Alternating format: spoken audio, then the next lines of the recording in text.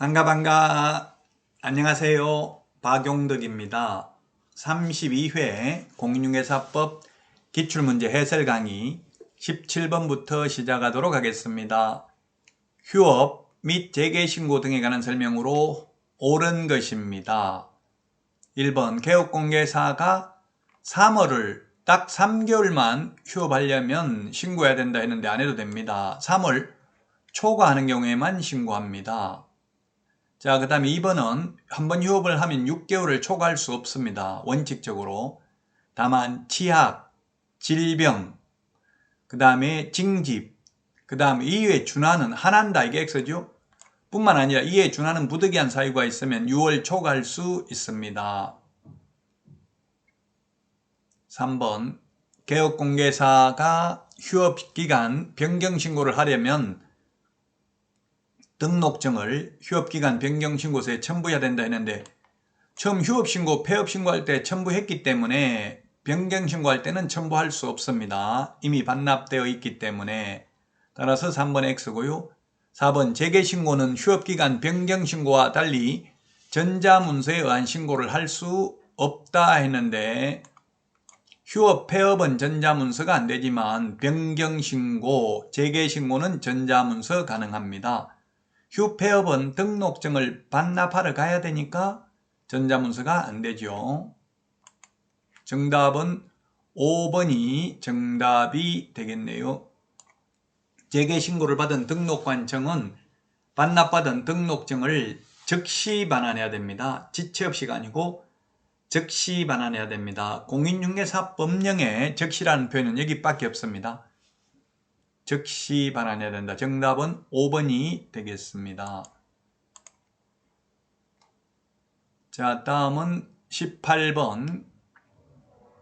간판 철거해야 되는 경우가 있는데요. 간판 철거해야 되는 게 세 가지를 명시하고 있죠. 지체 없이 간판을 철거해야 되는 것 세 가지인데요.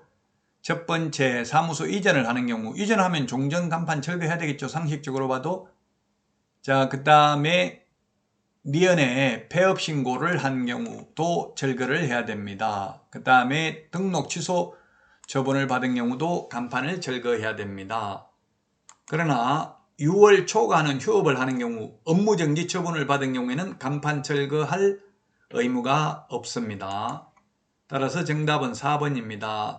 만약에 간판을 철거해야 되는데 철거하지 않는 경우 간판 철거 명령을 했는데도 따르지 않는 경우에는 행정대집행법에 따라 대집행할 수 있습니다. 요거는 간판 철거해야 되고요. 또 이거 말고도 사실 간판 철거해야 되는 게 있는데 사무소 명칭 표시를 위반한 경우 불법 간판을 달게 된 경우에도 등록관청은 간판 철거 명령을 할 수 있고 그 명령을 따르지 않는 경우에는 행정대집행법에 따라 대집행할 수 있습니다.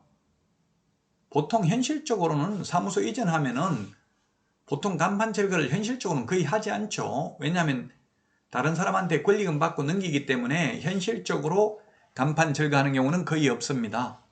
그러나 이론적으로 만약에 보통 제가 간판 철거 안 하고 옮기는 걸 보기는 했습니다. 2층에 있던 사무소가 망해가지고 그냥 폐업을 하는 경우에 간판 철거하려면 그 비용도 드니까 그냥 두고 가는 경우를 보기는 했습니다. 간판 철거는 명령을 했는데 따르지 않는 경우 행정대집행법에 따라서 대집행을 하고요. 간판 철거는 청무는 행정절차법입니다. 청무는 행정절차법. 가태료 이신청은 질서 위반행위 규제법에 의해서 가태료를 부과합니다.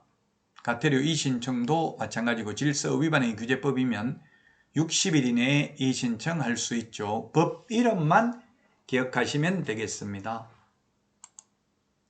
여기까지 하고요. 다음 시간에 찾아뵙도록 하겠습니다. 다음 시간까지 모두 안녕.